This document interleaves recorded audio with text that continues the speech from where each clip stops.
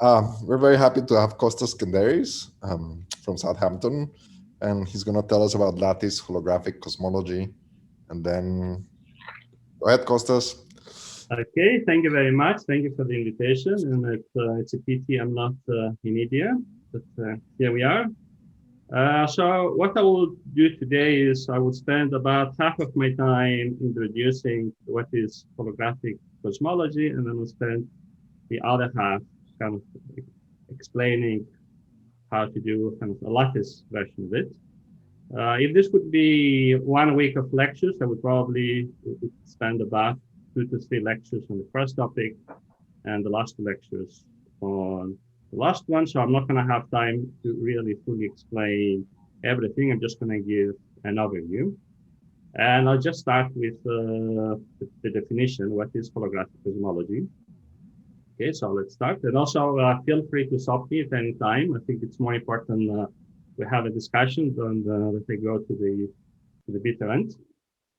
Okay, so let's start. So what is holographic cosmology? I think first and foremost is a new framework for cosmology.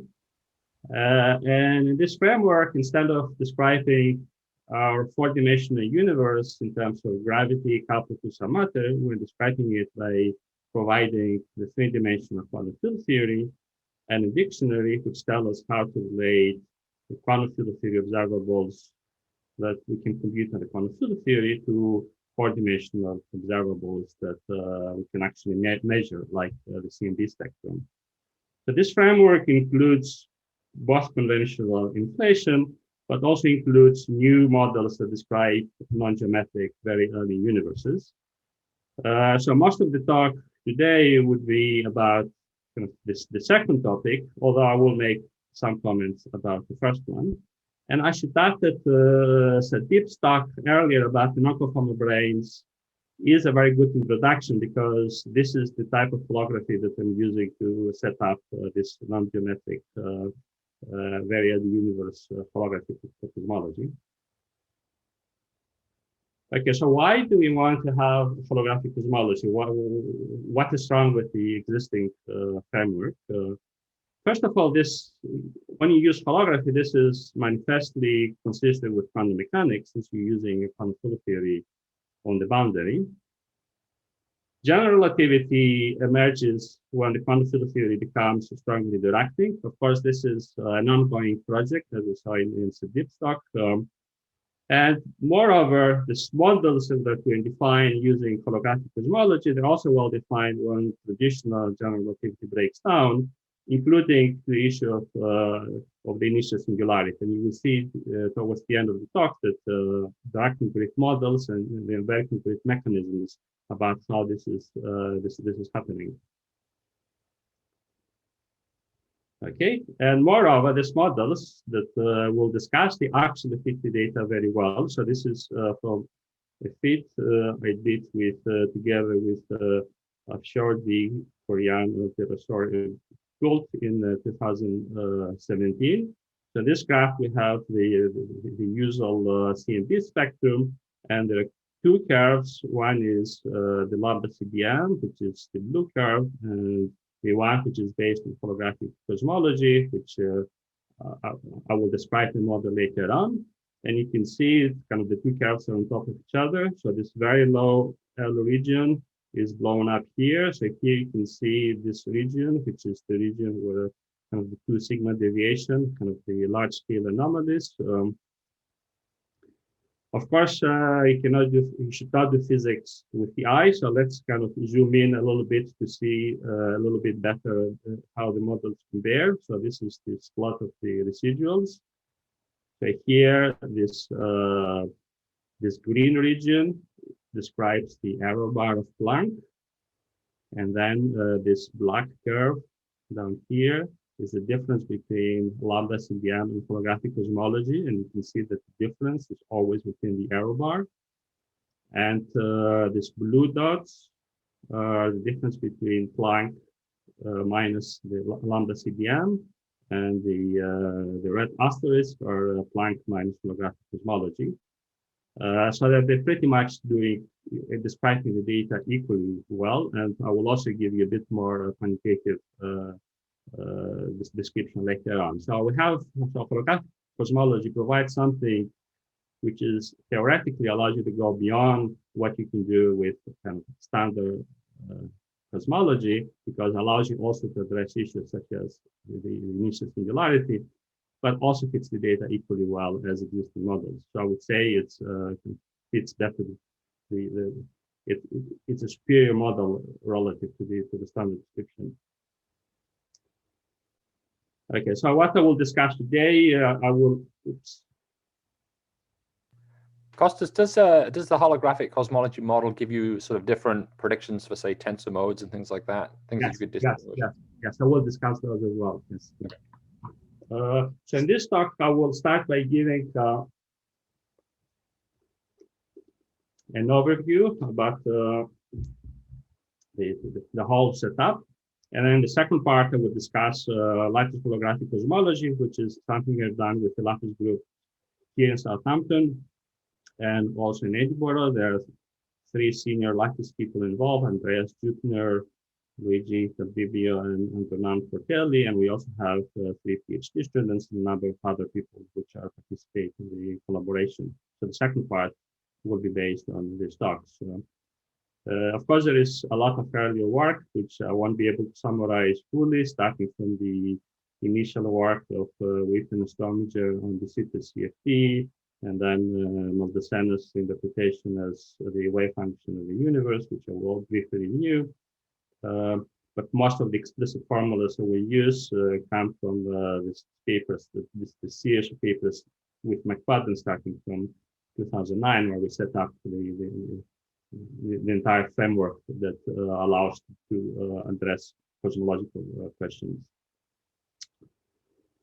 Okay, so to set up the dictionary, I first need a few general features, which to summarize a few general features from gauge gravity duality. And the 3 main things that I will need. First is that gauge gravity duality is a weak strong duality. So one of the descriptions is strongly coupled, the other one is weakly coupled. So if you want to describe strongly coupled gravity, then we should be using weakly coupled quantum field theory and vice versa.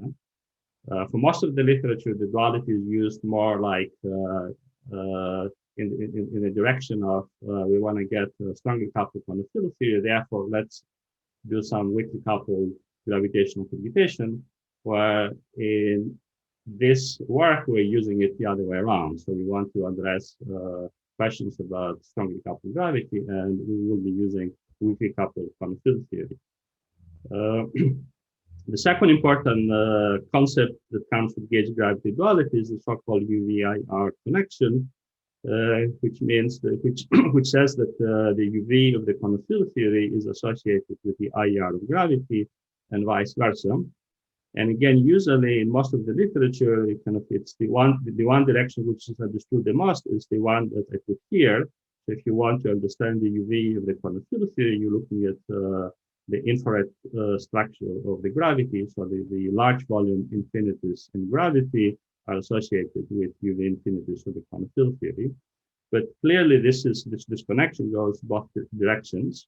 So if you want to understand the UV structure of gravity, what happens in the initial singularity and at the beginning of the geometric universe, then you should be looking at the infrared structure of the quantum field theory. And this is something that we'll discuss extensively later on the second part of the talk. And the final, the final bullet point is about what is the holographic direction. So the holographic direction is associated with the energy scale, with which we prove the quantum field theory.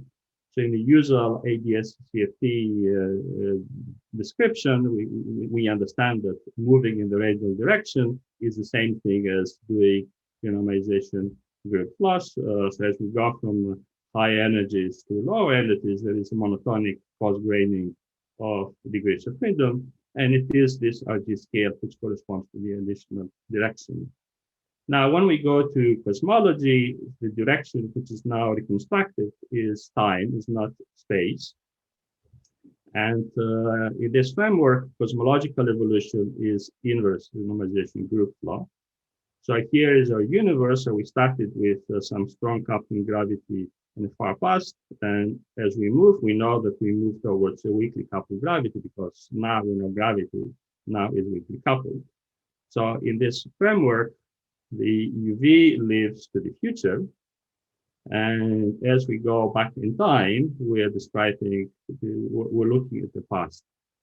Already this picture, I think, provides a new view of how we should view the laws of physics, because this says if we're right here, so if I give you the quantum field theory at this instance, then I can predict everything to the past, but I really have very limited information about the future. So this is quite different than the traditional view that we have in gravity, that we say, you know, if we provide initial conditions over here, then classical dynamics will determine what happens in the future.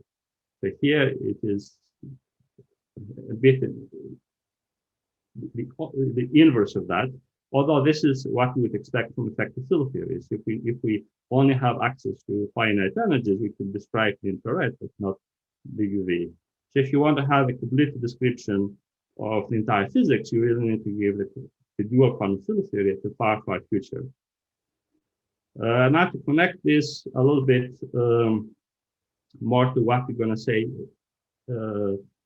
in the later part of the talk, let me start by kind of reviewing a little bit kind of the picture of our universe with inflation and contrast this with holography. And as I said earlier on, inflation can be put in this holographic view. But let me start with the figure to the right, this one. So this part here would be kind of the hot Big Bang universe. So as we go, so this surface here is when the CMB was created, and the axis is just for formal time, and we're down here. And suppose we observe the CMP. Now, first of all, this would also allow me to briefly discuss how the horizon problem is resolved in this holographic setup. So the usual problem, the reason why inflation was introduced to start with was because we had to address issues like the horizon problem. So if we look at diametrically different points in the sky, we see that they have the same temperature. But if we look back at past light cones, you find them down there. And then in this hot Big Bang picture, this surface here is the initial singularity. So the past light cones of these 2 points kind of terminates the singularity before they have the time to interact. And then one asks, why is the CMP so homogeneous and isotropic? So inflation, the way inflation resolves this is by putting another period in between the initial singularity, which is here, and the time where, in sense, the hot Big Bang kind of emerges, which is the period where the universe inflates. Then this part here, they can now meet. So now the past light cones have a chance to meet. Now, in the picture, the holographic picture, what we will describe holographically would be really this lower part of the diagram. So ideally, we would have a holographic description of the entire cosmological history, but currently we don't know how to do this. So as I described here, so you can give, let's say, a description somewhere, and then you describe everything to its past. So here, what I would put the quantum field theory, I would put it at the end of this inflationary period. So I would put it over there. And then from there on to today is conventional evolution using standard Einstein equations, like is done in inflation. So the description to the past is given by the dual quantum field theory. So if this dual quantum field theory is strongly coupled, then that corresponds to this diagram. So the main difference between these 2 diagrams is that this one doesn't have an end, because as you go to the infrared, if the field is regular in infrared, you go as far to the infrared as you wish. Where here, the fact that there is initial singularity is because kind of indicates that the space-time description is not good enough and it has to be resolved. And we will see in the model, in the explicit model, how this is happening. Now, the correlations that we see over here that originate from over there, you can also understand them very concretely in this holographic setup. So suppose you want to describe the power spectrum. So the power spectrum, as you will see in a few slides, is given in terms of 2-point functions of gauge invariant operators, in this case, the energy momentum tensor. So suppose you want to correlate the power spectrum from these 2 points. This means that you need to compute the 2-point function of the energy momentum tensor, one energy momentum tensor inserted here, and another inserted over there, just 2 points. And then you compute its 2-point function, and the correlations you see later on are the standard quantum theory correlations that you do by doing this computation. So if this region here, if the quantum field theory is strongly interacting, you can do the computation in the bulk and just given by just computing the length of this geodesic. And this is exactly the same this gives you exactly the same predictions as by just computing the number of enfoldings you get over there. And if the quantum field theory is weakly coupled, then you just need to do the perturbative quantum field theory computation. And then to see whether there is a singularity in the past, you need to check whether the infrared is singular or not. Okay, so I think in the next few slides, I'm going to move to a bit more concrete formulas. Are there any questions on kind of this more conceptual part?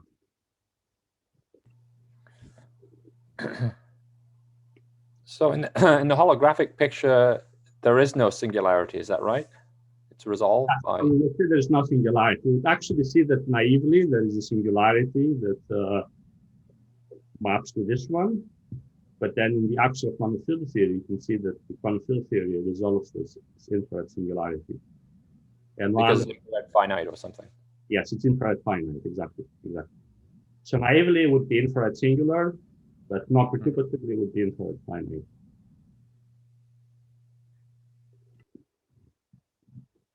Okay, so far this was just pictures. So let's try to put some formulas. So the picture of the duality that I will be using is the one of the wave function of the universe. So if you want to know the wave function of the universe over there, then the formula and the proposal says that this is given by the partition function of the dual quantum field theory. So on the left-hand side, this phi's you should view as, for instance, the metric at the initial time, where on the right-hand side are sources for gauge invariant operators. So this partition function is given in terms of correlators of the quantum field theory, then multiplied by the corresponding sources. And if you want to compute observables, then you just use the quantum mechanical formula where you square the wave function, and then you multiply with the operators, and then do the integral. Okay, so now the concrete formulas we will use for the power spectrum were actually worked out in a slightly different way, but I think it's equivalent to what I just described. So this formulas linked here, we derived from this 2009 paper. So if you're interested in the power spectrum, then the relative correlator is that of the energy momentum tensor. And we will discuss this in momentum space. So Q is the momentum variable. So if you have the 2-point function of the energy momentum tensor, this can always be written in the form I give over here. There is a piece. So this is a projector that transits traceless piece and has a scalar form factor. And there is a second one, which is about the trace part of the correlator. So if we compute this, we can extract these two guys and then just insert them into these formulas. So then the scalar power spectrum is given by computing this B coefficient. You put it here, then you do the following analytic continuation on the momentum. So this is not weak rotation. We take the magnitude of the momentum and we continue this to the negative imaginary axis. Typically, the theories we'll consider are SUN theories, and we also take n squared minus n squared. So that's the second continuation. So you put them in here, and this gives you a formula for the power spectrum. Now, these formulas here, you can think of them as obtaining them by doing this procedure using the metric. And now if you're interested... And I have a quick question, Kostas. So this n going to in, is this something which also takes the ADS to DS in principle? Yeah, actually, that's where it comes from. Yes. Yeah. I see. Okay. So in a sense, the way we've done the computation was not really using so much this procedure, but using the fact that if you have ADS, you go to ADS by doing an analytic continuation, and you can do this more generally, not just for ADS, but for arbitrary domain wall solutions. These are mapped FRWs. And the ones, the FRWs, which are accelerating, they map to holographic RG plots, not just to holographic domain walls describing holographic RG plots. And then you can describe the analytic continuation you do in the bulk and something to do intrinsically on the gauge theory side. And it turns out to be precisely these conditions. And so if I didn't take Q to minus IQ, you will get answers which are not real anymore. Is that right? Yes, yes. They're not going to be real. You will see it actually in the next slide. Exactly. Okay. So thank you. Yes. And also this prescription, if you use this formula with this prescription, this produces arbitrarily any inflationary results. So you can, so that's the one thing that we did here. We started with a general inflationary result, and then we ran it through this process, and we saw that we get exactly the same answers as you would get by conventional answers. I see Toby has hands up. Oh, it was just a question about the continuation of n. Is it is that an unambiguous thing to do in general when you're looking at, say, finite n? I mean, obviously, if you've got a supergravity solution and you've got some correlators from it, you have a nice analytic structure and you can continue. But I guess if you've got a field theory that you've done some calculation in at finite n, is it a... larger limit, perturbative in the larger limit is certainly fine. You just take the time, you know that it's going to be a series and then square, just to produce the signs. I see. Now, non-perturbatively, I'm not sure. So that's, I think, one of the open issues. I think there is... In the large n expansion, it's sort of well-defined. Yes, the large n expansion is definitely well-defined. Now, if you want to start addressing non-perturbative questions like, you know, what is the entropy of the sitter, things like this, you need kind of non-perturbative information. And then for those, I think one we need to understand more properly what is the meaning of this continuation. Actually, there is some math literature which I'm still trying to understand the linear categories that does seem to do this type of continuations. So there may be the right mathematical framework that one could put in a sense the right mathematics behind the kind of the description that I give here. But it's definitely this is an open issue. Thank you. Any other question or comments? Okay, so these are now the concrete formulas. So next, yes, so next and now I'm going to apply them to this non-geometric universe. Now, usually in ADS-CFT, we get an idea of what is the Diophant field theory by starting from string theory and branes that take decoupling limits and so on. Now, in the case of cosmology, this has been very difficult because even the sitter is very hard to embed in string theory. So instead of having kind of such a top-down procedure, I will proceed instead with kind of bottom-up procedure. So I want to describe a non-perturbative kind of a strong outlook gravity. So this means I should be using perturbative quantum field theory. So this is a general class of perturbative quantum field theory. So there's some gauge fields, some scalars, and some fermions. And then we'll have interactions, pi to the 4 and Yukawa. But now we also want to use quantum field theories that we know they're holographic. And the type of quantum field theories I will be using are the ones that appear in the non-conformal branes that Sadip described in the previous talk. So this quantum field theories are of the type I described here. So all the fields are massless. All fields are in the adjoint of SUN. There is a dimensionful parameter, in this case, the Yang-Mills coupling constant. So this theory is never conformal, which you can arrange so that it sits outside. So for instance, the D0 brane, it is within this same class. And this type of functions have also an additional structure, which is called generalized conformal structure. So if I consider the Yang-Mills field, the Yang-Mills coupling is a field that transforms under conformal transformations, then you can show that this action is invariant. And this, even though this is not a symmetry of the system, still has an implication.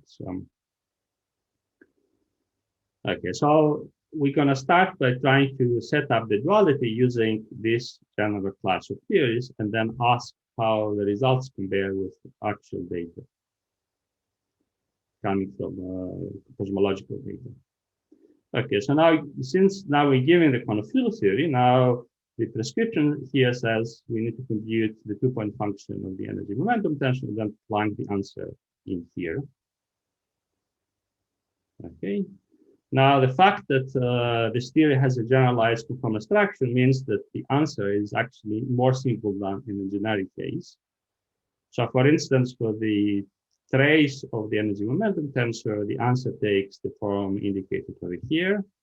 So here I have a factor of n squared because I'm considering a Largian limit. So this is n squared of the Largian limit. There is a q cubed because the energy momentum tensor in dimension 3 has dimension 3. So that's 3. And if this would be a conformal field theory and T an operator of dimension 3, that would be the answer. So this what I call here F would be a constant. So the difference between CFTs and theories with generalized conformal structure is that the answer really looks like a CFT, but it's multiplied by function of the dimensionless, from the effective dimensionless Toff coupling given by this expression. So G has dimension 1, Q has dimension 1, so this combination is dimensionless, and I include a factor of n because I'm interested in the Largian limit. So if we're doing perturbation theory, this means that this function here will have an expansion in G effective. And this is the form of the answer to two loops. So the linear term comes from one loop because you just need to contract all terms. And then these terms come from two loops. So it's F0, F1, and F2 are just some constants that determine the field content of the theory, the rank of the gauge group, and so on.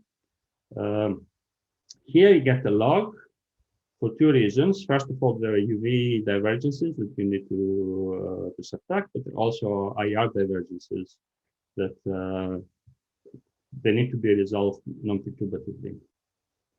Okay, so now we know our answer. This is the answer. So let's put it in the formula. So we put it in the formula. So you can see the formula had an imaginary part, actually. Let me do it here. So the combination, it was Q to IQ and N to minus IN.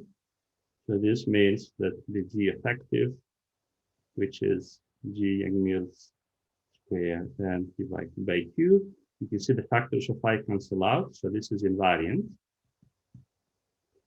And then Q cubed goes to minus I Q cubed. And then you can see that you muted this imaginary part over there. So when you take the imaginary part, you just get rid of that I, and then the factors of Q cubed cancel out, and we get the answer. So now we've done all of the analytic combinations. So this is now the answer in terms of the actual correlators. We do not have to worry about analytic combination. Okay, so, but we know what is, perturbatively, we know what this quantity is. It's given over here. And then you can rewrite it a bit, and then it takes to this form. So this is the general form of the power spectrum in these new holographic theories. So these theories have the following three universal predictions. First of all, the scalar power spectrum has to be of that form. Then the tensor power spectrum also has to be of a similar form. So one should contrast this with what we use in lambda CDM, or what we get when we have inflationary models, where this is a polynomial. And here. So now one can ask, do the data prefer this type of power spectrum or this type of power spectrum? And this was the plot I showed you in the beginning. So the data do not discriminate between this case or that case. And another universal prediction of this type of theories is about the non-Gaussianities. So the non-Gaussianities, it has to have an exactly factorizable equilateral shape with a very specific prediction about the FNL. So if they find equilateral, which is 5, this would rule out all this entire class of theories.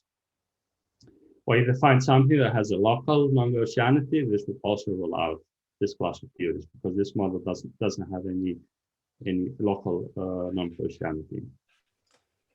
So I showed you earlier the fit to data. So let me summarize what's the results. First of all, by using the fit to data, yes. Is it Toby? Yes. Oh, sorry. Yes. Can I just ask, the very close fit that you get in the two cases, is it similar to in inflation, where in principle you get a very complicated power spectrum, but the actual CMB is only sensitive to a small range? I don't think so. It's really this form of the power spectrum here is qualitatively different than the one used in lambda CDM, and the difference is the following. So there is a so-called running, which is the logarithmic derivative of the spectral index, and one can have running for running. I forget what is the notation used, but and running for running, and so on. So when they do the fit with lambda CDM, they assume that these numbers are very small. Where for this power spectrum, if you write it as an effective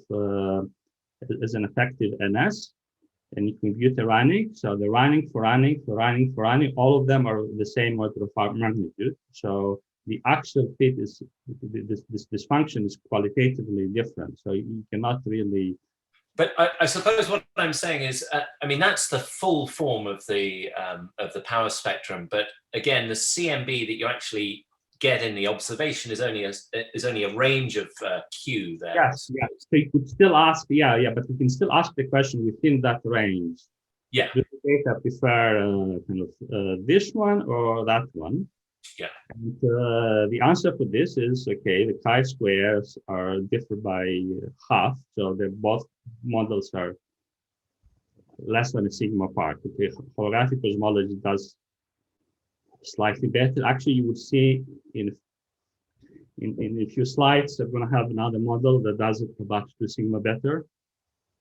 But yeah. But it must be somehow to do with the fact that you see such a narrow range of Q. Yeah, of course, the bigger the range, the better, the more data. That's why we need more data to decide which model is. You just need to wait. Exactly. But I mean, the thing would have been failed in a sense early on. For example, you can compute the value of this effective coupling. I mean, clearly, this depends on Q, so it depends exactly where you are. And for almost the entire range of multiples that we see in the sky, this is very small, starts from something like 10 to minus 4, very high L's. But then starts becoming a further one for lambda less than 30. So this means, since I used perturbation theory, I cannot use this perturbative power spectrum when lambda is less than 30. So this is so so the first message from this is, okay, this model is compatible. Second is that the very low L's becomes non-perturbative. And the third is, given that now the model fits the data, can you say something about the dual quantum field theory. We started by saying that there is a universal prediction, which is of this form. And this came from a two-loop computation that every specific model would contain specific F1s and F2s. And the answer is you can say something more specific. You can do a model selection. For example, you can show that as you engage theory coupled to fermions only is ruled out. So that's a little bit relevant to the discussion we had before at the end of the other talk. So in this case, there's really no fermions. Kind of the data suggests you shouldn't have any fermions. But the model which is ruled out is as you engage theory coupled to a number of non-minimal scalars with 5 over the 4 interactions.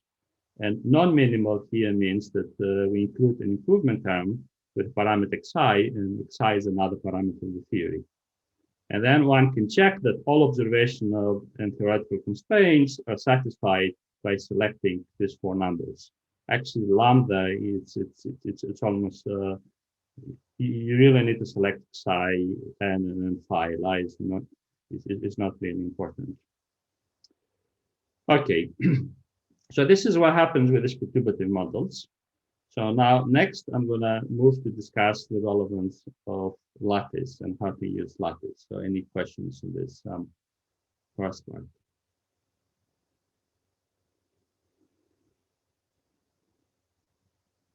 Okay, now to summarize this first part, we've seen that there are holographic models which are based on perturbative quantum field theories, and this yield good fit to data.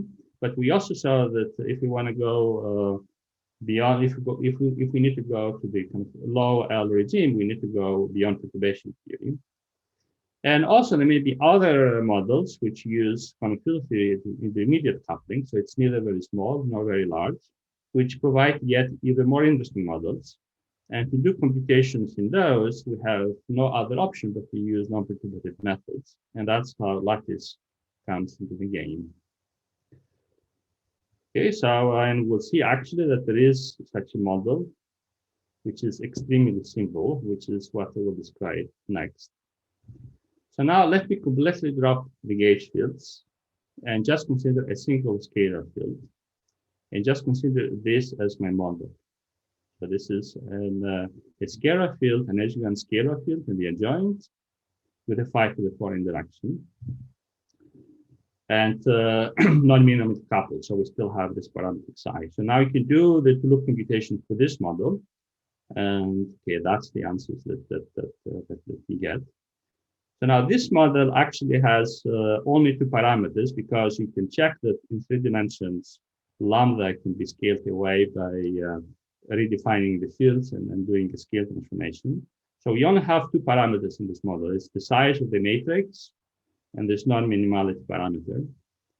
So the size of the matrix is related to the amplitude of the primordial perturbations. So the fact that these are very small, this means n has to be very large, something like 10 to the 4. And the psi parameter is related to the tensors to scalar ratio. So if define tensors, then this will tell us what is this non-minimality parameter. So we have only two parameters. Okay, so how does this model fit with data? Okay, now this is the fit. And again, this curve here, this contains 2 curves, a blue curve for lambda CDM and a red curve for holographic cosmology. And you can almost not see them. So the only thing you can probably see is that with a very kind of low L's, there is a kind of a red line going up. And then one can ask again, can we actually trust perturbation theory? So the fit with data implies that this G effective becomes 1 around L equals 260. So you can use perturbation theory in this region, but the coupling constant starts becoming large just before we reach this first peak. So in this region here, we have perturbation theory is not valid. Now, within this region, where we can trust perturbation theory, actually, it turns out that this model fits the data about 2 sigma better than lambda CDM. So that already makes important to actually go back and check what the model predicts in this lower region, because if it does better in this lower region, and then the 2 sigma starts becoming 3 or 4, then I think starts becoming more significant. Okay, so now our task is to use lattice methods to compute observables in this low L region, and perhaps even explain this kind of large anomalies that appear in the CMB sky. So that's from the observational perspective. From the theoretical perspective, we also want to understand better how to connect the resolution of the initial singularity with the infrared structure of the quantum field theory. And this model is simple enough that would allow us to actually address these questions. Okay, so let's start from the singularity resolution. So this theory I'm discussing here, like this one, this is a supernormalizable theory, and actually the entire class was supernormalizable. And the same power counting arguments that tell us that the theory has a good behavior in the UV, exactly the same arguments tell us that the theory has severe IR divergences in the IR. So this is the image of the fact that in the bulk there is an infrared singularity at early times. So if this infrared singularities persist non-perturbatively, then the theory is clearly non-perturbative, and you should just throw it away.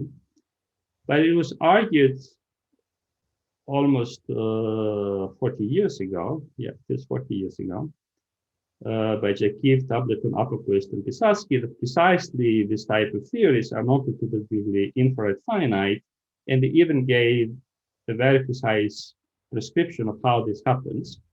Then they argued that that the Yang-Mills coupling effectively acts as an infrared regulator.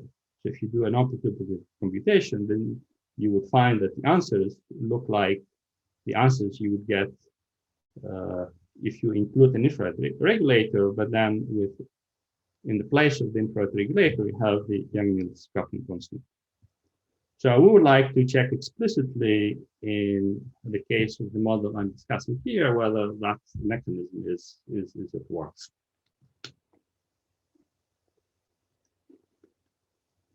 Okay. Any questions so far?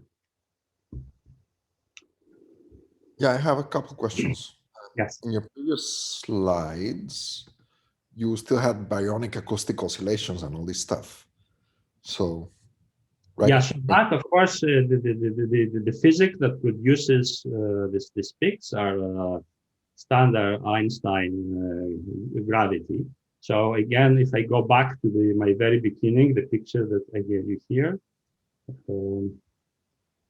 So what I do is I provide a holographic description over here, and this gives me a description at the end of that period. Now this description now becomes initial conditions for subsequent evolution with Einstein equations in usual physics. So I'm not modeling this part. No, what I'm trying to understand is, does this model tell you anything about dark matter that is different than the naive conventional scenario of lambda CDM? Yeah, so I have nothing to say about dark matter, but I do hope to be able to say something in the future. I mean, I think the model in general does say something about dark energy, because dark energy would mean that we're moving towards a UV point in the UV. So if dark energy becomes completely natural in this framework, I would even go as far to say it kind of explains dark energy. But for dark matter, I don't have anything useful to say. I think it is very interesting topic. I have nothing useful or intelligent to say. Okay, thank you. Any other comment or question?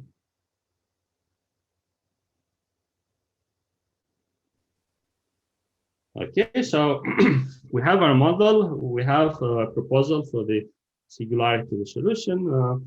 Okay, so let's see what we need to do. Okay, here's the list. Sorry, just to clarify, can you say what is the exact field content of this model again?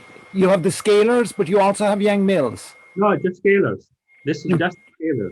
This is the entire field content.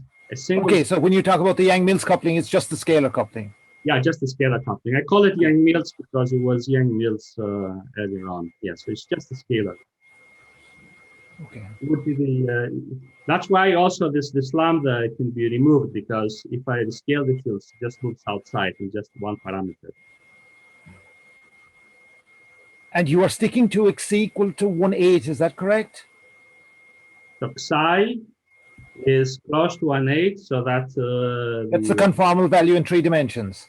yes, it's not exactly 1/8. You can see from here, so the value of psi is related to the tensors. Okay. In tensors at all, if there's no tensors, then psi would be equal to 1/8. But if we see the tensors, then psi would be a little bit away from Okay. Is your phi field in infinite flat space? Why is that? Yeah, it's infinite three-dimensional flat space, Euclidean. I see. You don't see any of the curvature effect at that point. No, nothing. It's really flat. And actually, there is an argument which I don't think I have the time to explain. If you try to put it on a curve, then the dynamics dilutes the flat geometry is an attractor, like it is in from the bulk perspective in inflationary models. Okay, here we are. Any other question before I move on? Okay, so what we need to do is, okay, here's the list. We need to discretize the continuum model, then find the massless point, and I would explain what it is, find the energy momentum tensor, compute the two-point function, and compare with Planck data.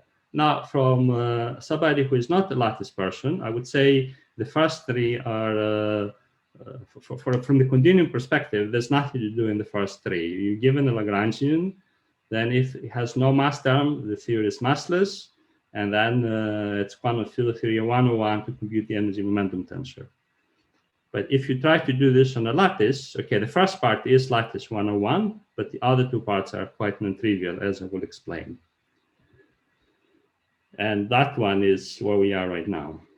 Okay, so discretize the model. Okay, that's again straightforward. We replace derivatives by difference operators, and we introduce a mass term, so that, and we need to tune that so that we go to the so-called critical mass, and the model becomes massless in the continuum limit. So that's the thing I want to explain a bit more. Okay, so we want to simulate again a massless theory.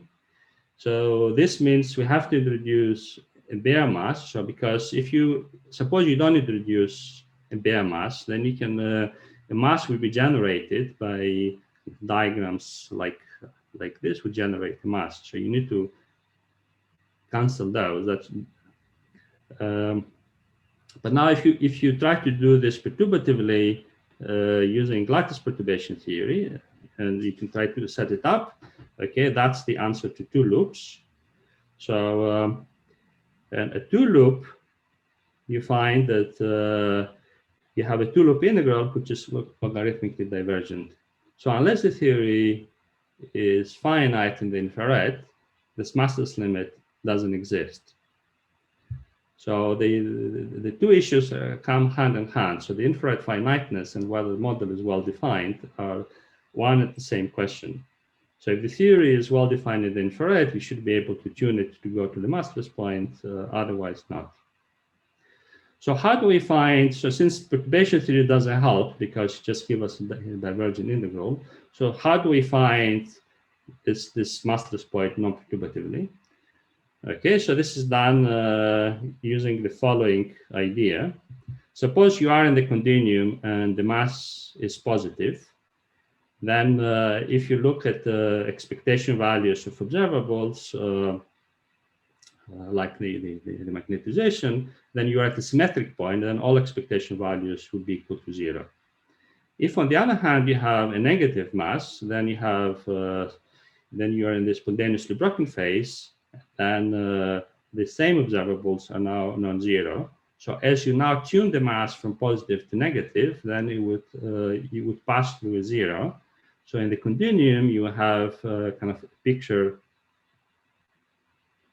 like this. So you expect that the so-called bitter cumulant behaves like a theta function. Excuse me, isn't this just the ON model at this point? You have a vector field?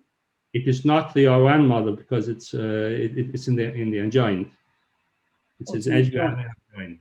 So you don't know the critical point is there? No, absolutely, absolutely. Actually, for the first case, the SU2, so Yeah. you would see later on SU2 and SU4. For the SU2, you really know because that's equivalent to O3. So secretly, I'm doing a vector model. So for the vector model, you have something to compare. But And for for the the adjoint- SU4, you don't know what is happening in the infrared. For the adjoint, they don't know the critical points. I'm sorry. You do not know the critical point. You don't. Yes, you do not know. Okay, thank you. So part of the study was to see whether there is a critical point or not. Of course, on a finite volume, you do not get exactly this kind of theta function, but you get something that, you know, the bigger the, so here the L's are the size of the lattice, so that's a cubic lattice. So these points here are 8 cubed and up to kind of 128 cubed. This specific plot is for n equals 2, and G is the value of the Toft coupling that you chose. And you can see as you kind of increase the lattice size, this becomes more and more kind of like a theta function. And the transition happens exactly at the massless point. So by finding the transition, finding this transition, this is going to give you the kind of the massless point. You can see the transition is somewhere around there. Now, to find this accurately, what we use that if you have finite size volume, then you expect that the bitter cumulant that I gave over here. So this is a ratio of the trace m to the 4 to trains m squared and n squared. You expect that this guy here in the vicinity of the critical point, if it exists, you would exhibit a scaling behavior. So it should be described by a function of one variable. So this one variable is the deviation of the mass from the critical mass times the size of the lattice to a critical exponent nu. So now we're going to use, first of all, we need to see whether there is evidence for scaling behavior, and you will see in the next few slides what is the evidence, and then use this. If we do find evidence for scaling behavior, then we want to use this in order to determine what is the mass and what is the critical exponent. So if we're in the vicinity of the critical mass, then we can expand this function in the Taylor series, and then you can rearrange this to take this form. So if you now, actually, let me explain a bit what I mean with this here. So with this here, so suppose we choose an N and we choose a G. So these are these two labels. Oops. These two, we choose a G and then a lattice size. And then we want to find, so if we're given a B, we want to find what is the corresponding value M. So this gives this M. So then by collecting data for different lattice sizes and different coupling constants, and then we can see whether, and then arranging so that we're close to the critical point, and that you can see by experimenting with the positions of the masses, kind of doing plots like this. And then by plotting the critical function, you can extract the mass from the intercept, and from the slope, you can get the critical exponent. Okay, so now this is the collection of all studies, both for n equals 2 and for n equals 4. And you can see we have lattices starting from 8 up to 128. The variable here in the bottom is the appropriate variable that comes from the scaling function. And then you can see that for all data, all nicely kind of arrange themselves in a nice curve. And then this asymptotics, we can actually also compute analytically using an effective field theory by focusing on a zero mode. And that would require an additional lecture, but you can see how nicely the data kind of approach this analytic behavior. Okay, now this is the plot with the scaling behavior and the critical mass. So here for each data corresponds to a different value of the Toff coupling, going from very small, 0.1, to moderately kind of large, 0.6. And we have two curves because we chose to do the analysis for two different values of B. As I said, these values of M were determined by starting from a given value of B and then fitting to the data. So for each value of AG, we chose two different values of B, and then we fitted the data. And these little circles are the data points, including error bars. And then the line is really the fit, and you can see it beautifully goes through all points. Now from here you can read off. This horizontal lines are the predictions from perturbation theory if you use the as an IR cutoff, the Young-Mills coupling. So this is for instance, for this guys here, the two-loop prediction would be that one, and so on. So now from here, we can read off the critical masses from the y-intercept. And then from the slopes, we can read off the critical exponents. So for the n equals 2, this is the critical exponent that we get. And this is in good agreement with the critical exponent of the O3 model. For n equals 4, there's nothing to compare because it was not known before whether there's a critical point, but okay, that's the exponent that we get. Okay, so this clearly, so the data certainly suggests that there is a finite critical mass, and therefore the theory should be finite in the infrared. But of course, the data points are always within the data points that we have are for finite lattice size.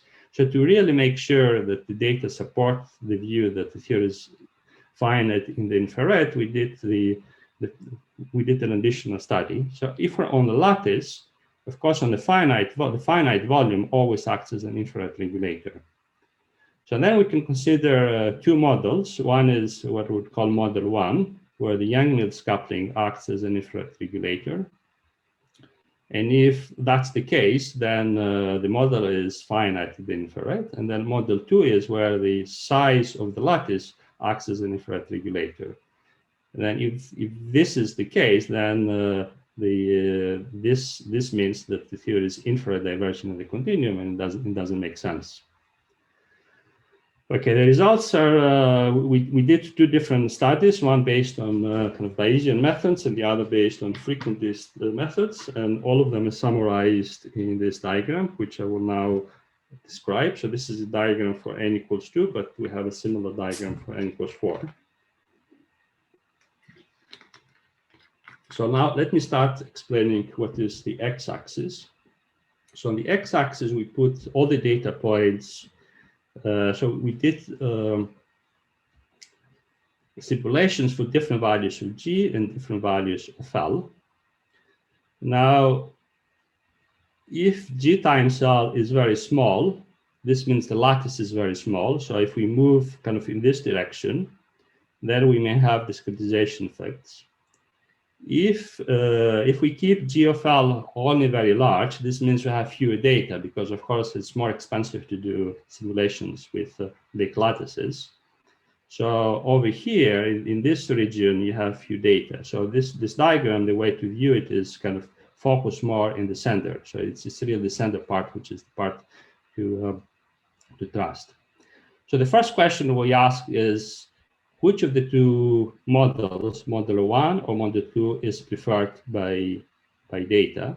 And the way to answer this is by computing the so-called Bayesian evidence. So the axis for the Bayesian evidence is this left axis over here, and we'll have a color code to explain the meaning of the graph. So the Bayesian evidence is computing by the circles. So the circles is the Bayesian evidence. So if the circle is in the positive side, this means model 1 is preferred. If the circle will be on the negative axis, would mean that model 2 is preferred by the data. And then the color coding explains how much you can trust this. So if the circles would be in here, this would mean that the difference between the two models is insignificant. For instance, when I described earlier the comparison between lambda CDM and holographic cosmology, we also computed back then the Bayesian evidence, and the difference was really inside this region here. So if the difference would be in the yellow region, then you would say there is strong evidence for one model relative to other. And if the difference is in this blue region, then one would say there is a significant decisive evidence. For instance, discovery in particle physics, which is something like 5 sigma effect, in this diagram would sit a little bit above the yellow, somewhere there. Now you can see from this plot, if we focus in this middle part, which is the most reliable, that all the circles in the upper part in the decisive region. So definitely the data prefer the description. They suggest that the model is infrared finite. I would say, I would go more than suggest, I would say proof that the model is infrared finite. That would be proof in the same way that we have proof when we have more than 5 sigma evidence. Now we also did corresponding frequencies analysis, and this is given by looking at the kind of left axis. Now in this case, the squares are when the cutoff is the coupling constant, and the triangles when it's the lattice spacing. And if a square or a triangle is above this line, then this is a fairly good and acceptable fit. If it is below the line, it's not an acceptable fit. And then you can see that this frequencies approach gives exactly the same message. So all the triangles are below this peak was 0.05 value, where all the squares are above this line. Okay, so the model is definitely finite. So there is the quantum field theory has an intrinsic mechanism for the infrared resolution, and it is realized in the specific model. So any questions about this? Kostas, it's 5 past the hour, so How much time? probably 10 minutes, but it's one of those things where I just wanted to let you know. Yes, okay. I think I have, in instance, one more topic to discuss. So we just discussed that the theory has a massless point and it's infrared. It is finite to the infrared. So the next thing is to find the energy momentum tensor. Again, the continuum, that's a trivial exercise, but on the lattice is tricky. And the reason is that the lattice break Poincare invariance, and this means that the energy momentum tensor is not automatically conserved and may mix with other operators. So in the specific model we're discussing in 3 dimensions, in this 5-4 model, the energy momentum tensor can only mix with one operator, which is raised 5 squared. And then the idea is that we want to use the Ward identities in order to fix this constant C. So in the next few slides, I will kind of explain in a little bit more detail how this is done. So the first step is, of course, again, to discretize, but that's, again, completely straightforward. I think the only thing to mention is that one has to use this kind of central difference for the operator to be emission. So now we have the discretized energy momentum tensor, and then the Ward identity now takes the form indicated over here. So it's the standard 2 terms I had over here, where this phi's here are now denoted collectively by P. But of course, since my regulator breaks the symmetry, in general, there are also terms which violate the Ward identity, and here are denoted by X and Py. Now, so these terms depend on the they're there because the regulator breaks the symmetry, so they are proportional to the lattice cutoff. So as we send the lattice cutoff to 0, naively this goes to 0, but of course if there are infinities, these terms would contribute. Now, these specific theories do not have diffeomorphism anomalies, so this means that whatever terms you get in this process, you should be able to remove them by normalizing your operator. And that's exactly what happens. So the operator mixing now takes the form I indicated earlier. Here I gave it again a little bit more detail. So this is the mixing operator. This factor here I just included because the energy momentum tensor has the same normalizing factor. By dimensions, you have to go like 1/a, and you can already check the perturbation, lattice perturbation theory that this mixing already happens at one loop. That's why we included the factor of C, the factor of G. So then what is left is to determine non-perturbatively this quantity C3. And to do this, again, we want to do by imposing a Worth identity for a suitable P. Now, the simplest thing to do is if you would, since T is quadratic in the scalars, if you were to use elementary fields, you need to do a 3-point function. And okay, on a lattice, that's too noisy, so that's too hard. So at least we could not find a way to impose a Worth identity. So instead, we just use as a prop operator a composite operator, trace phi squared. Because then we just need to compute a 2-point function. But now the fact that this is a composite operator presents now a new complication. And the new complication is that the composite operators come with new divergences. So this correlator, even after you normalize the energy momentum tensor, it still has a kind of an infinity at x equal to 0. So we have to manage to find a way to disentangle the normalization of the energy momentum tensor from the contact term that comes from the fact that trace phi square is a composite operator. And to do that, we use this method of Wilson flaw, which I think you would need to properly explain it. I will need to spend time that I don't have. So let me just briefly, very briefly explain what it is. So one defines a so-called flown field, which comes by solving this diffusion equation. So over here with this initial condition. So if you go to t equal to 0, then you get back to your field.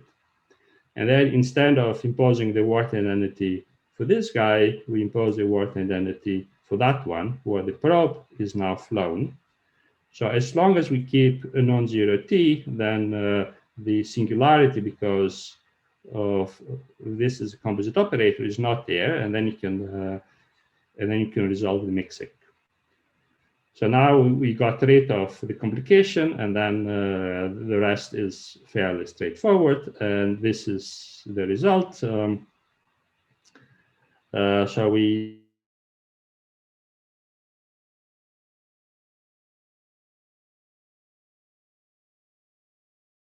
size or the coupling constant. I think the simplest description is in terms of just a constant, which is, and then you can see the value over here. So now we determine the, C3. So now we completed this exercise. Now we know the energy momentum tensor. So now next we need to find the 2-point function of this normalized correlator. And to do that, we need to resolve the same problem I just described how to resolve with Wilson flaw, that there are new infinities because the energy momentum tensor is a composite operator. So we haven't resolved that problem yet. I can just give you a plot for a simpler problem. So we computed the 2-point function of trace phi square.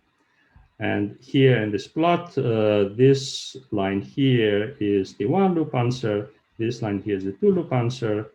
The axis here is 1 over the effective coupling. So as you move in that direction, you're in the perturbative regime. And then you can see that lattice agrees very well with the perturbative results in the perturbative regime.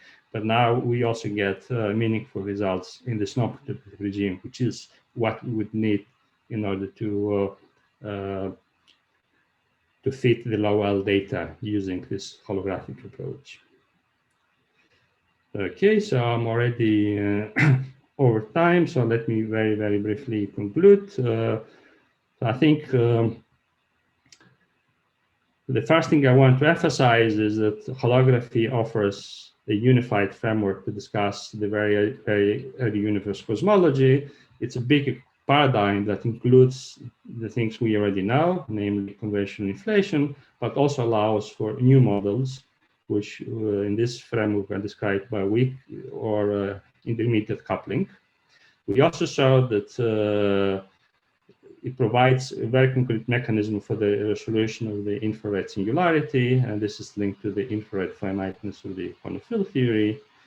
And in the last part, we discussed that lattice methods are instrumental in accessing this low Q region. And hopefully, when we finish this, we'll see whether this could explain the large angle anomalies and provide a better fit to data, or even potentially see observational signatures of the singularity resolution I just described. Thank you. And sorry for being over time. Thank you, Kostas. Any questions? So I have one comment, Kostas.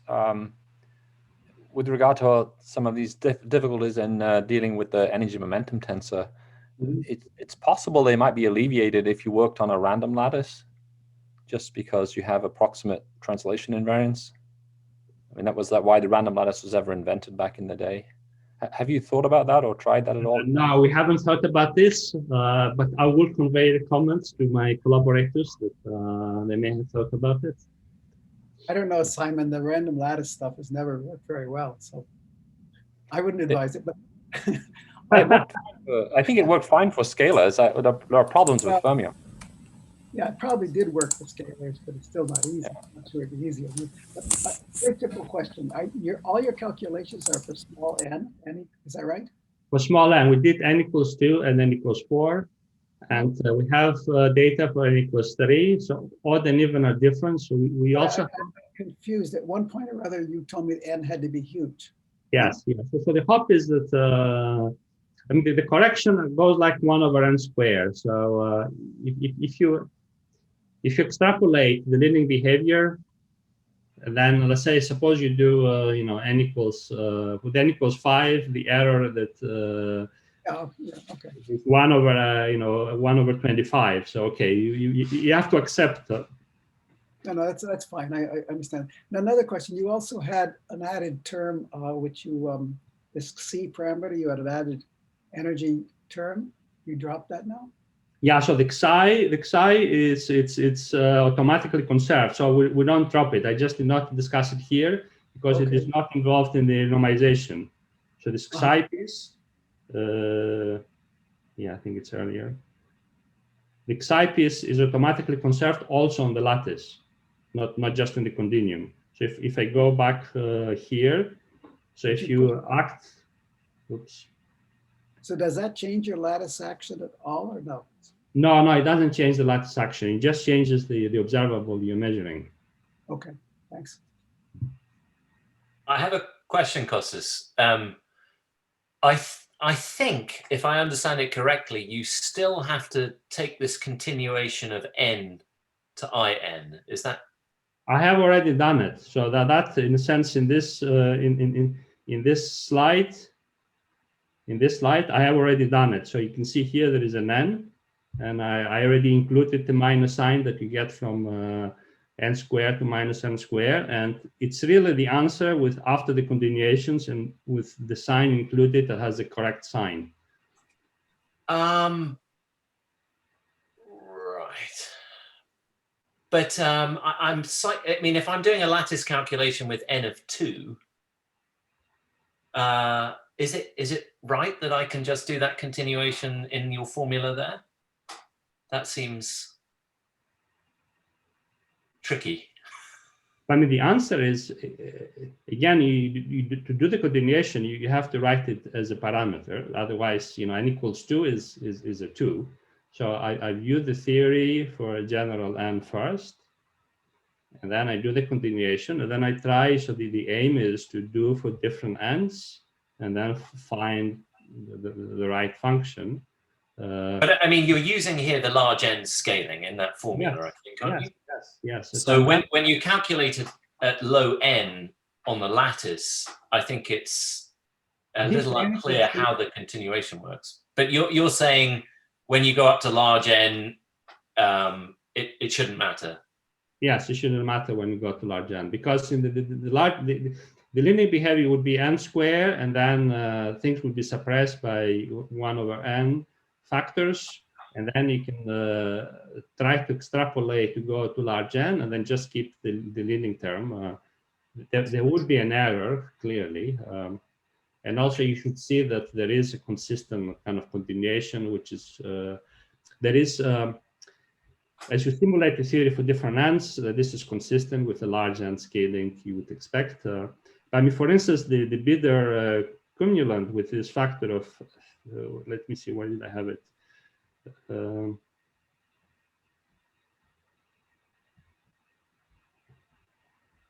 Yeah, this factor of a third, it's really crucial to get consistent results between the n equals 2 and n equals 4 and get the right scaling. So you could see whether your results are consistent with the large n scaling or not. This probably depends on some unknown theorem about the analyticity in n. And yeah, so in the large, that I completely agree. So that answers the same question that I was asked earlier. So I think in the large n limit, the behavior, the analytic behavior, everything is just a function of n squared. So you just introduce signs. But that's only true in the large n region. So there may be non-perturbative effects that have different analytic behavior. And that I don't know. And one other question, maybe even sort of related to what Richard said earlier. If I took a vector model where I might be able to solve things more easily, is that n somehow not okay? Do you need adjoint matter? Well, for the vector model, then what you continue is not, so you take n to minus n rather than minus in. So the analog of the continuation is that you take on to o to minus n. But tell me, Kostas, how do I see that? Why would I see that in? How do you see it? Okay, you see it in the regime where you can actually compute both sides. Yeah. But somehow I would have thought what matters is somehow the calculation of G Newton. No, G Newton in terms of some number of degrees of freedom. Yeah, so G Newton in a sense becomes n squared now. And then the continuations we do in the bulk to go from the theta to ADS take the Newton constant to minus the Newton constant. That's the origin of this continuation. I see, yeah. But if you did that, do these models not work? So for the ON model, okay, these are conjectured to be due to higher spin gravity. Okay, they are interesting, but these models that I have here, they do seem to fit well. Actually, but I don't understand. Why couldn't the early universe be higher spin gravity? Why would you not want that? I mean, your models are bosonic, so they probably don't have a conventional Einstein description. But that's okay, because it's the early universe. You don't really care what it is, do you?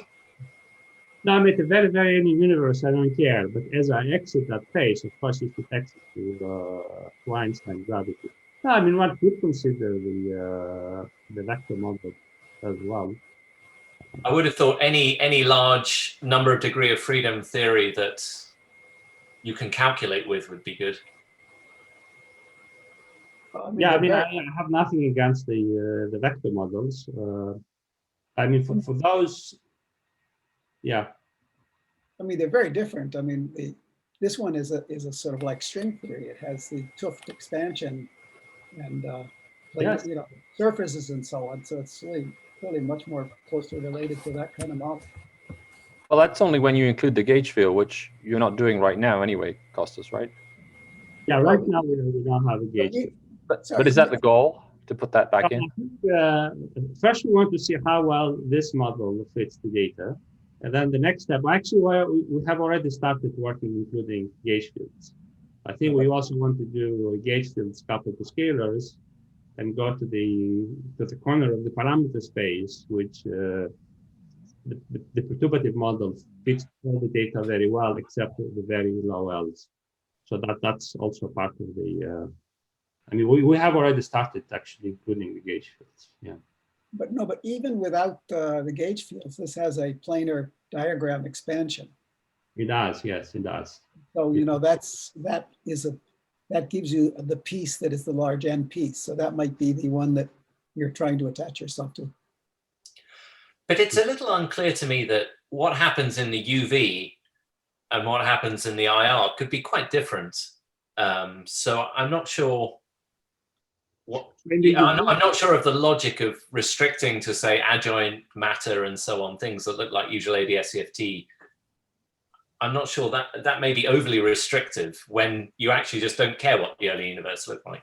I thought that's the sort of very nice thing about your approach, is you're agnostic to whether you have any notion of gravity at all in the early universe. At late times, you want it to look like that, but then the theory could flow to something that indeed had that sort of dual. But in these models, I can see how it would exit, because so in the UV, I need to start including irrelevant operators, so that now I start to have a beta function, which would drive the model to strong coupling, and then you would expect then conventional gravity to emerge from there.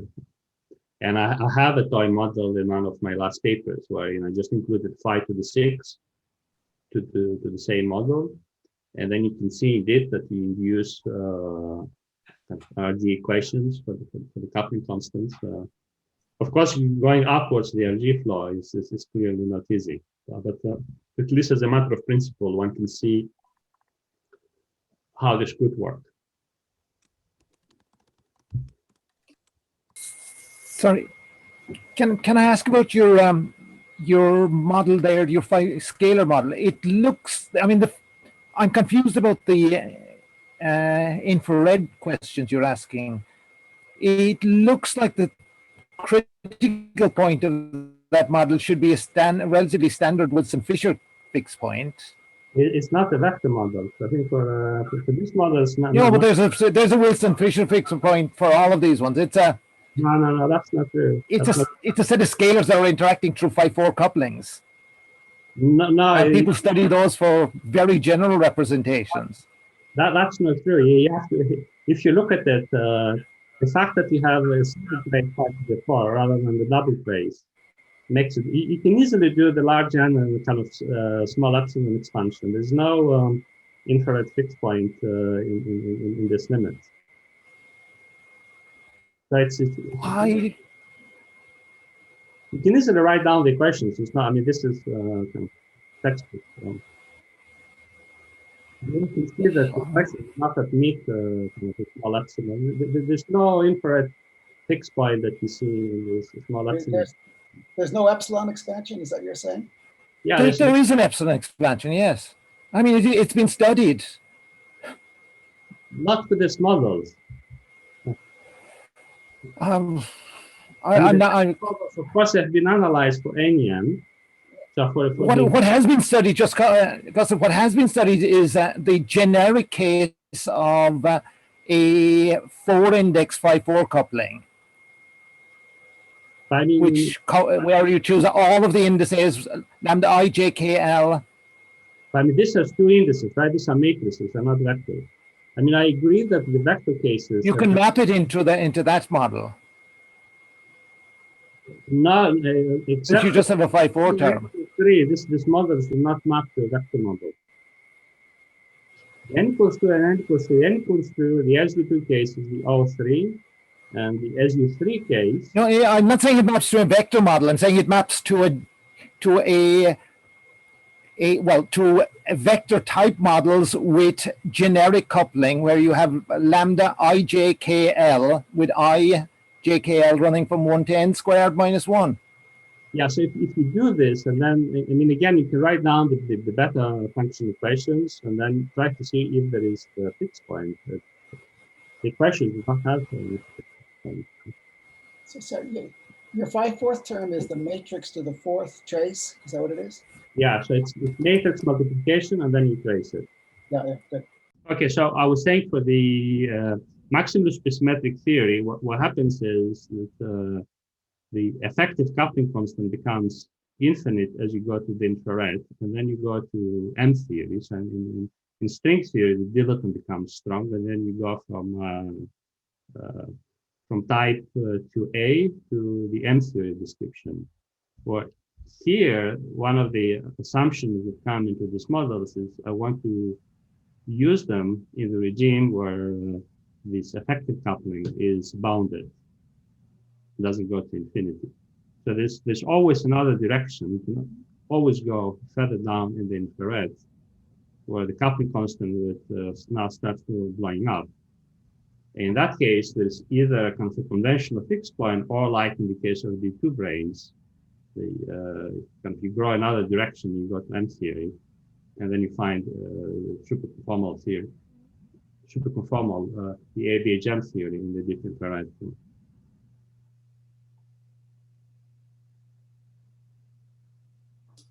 So here, the idea of the models is, or the proposal is that these models within the regime of validity are sufficient to describe the data we see in the CMB. So the scales in the CMB sky is such that the effective coupling constant is bounded, and then by comparing with data, you see that it is not just bounded, but it's also small in the majority of the data we see in the sky, and it starts to become a further one at the very low L's.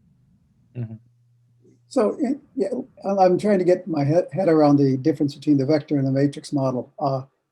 In the vector model, it's very easy to see that on one side you have a completely Gaussian theory, and the other side you have a completely magnetic ordered theory. So you can see the two phases. Do you know what the two extreme phases are in this model? No, I don't.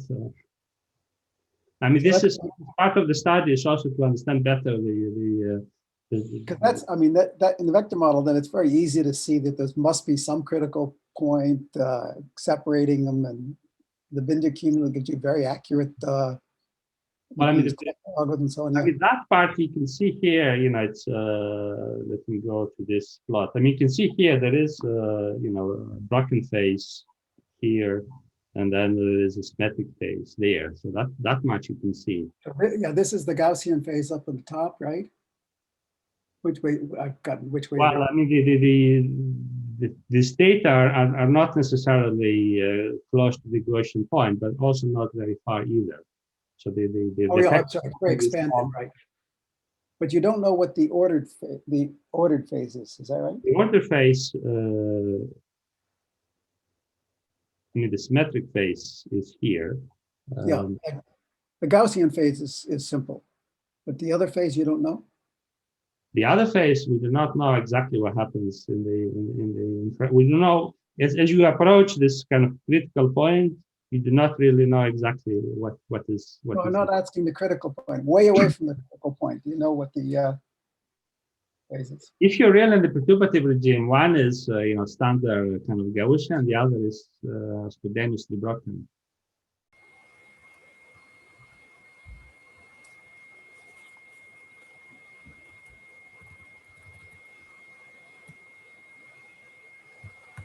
Okay, if there's no more questions, let's thank Kostas again.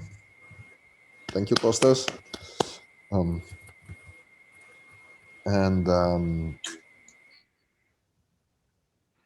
I think we're done. Thank you very much, everyone, and see you tomorrow.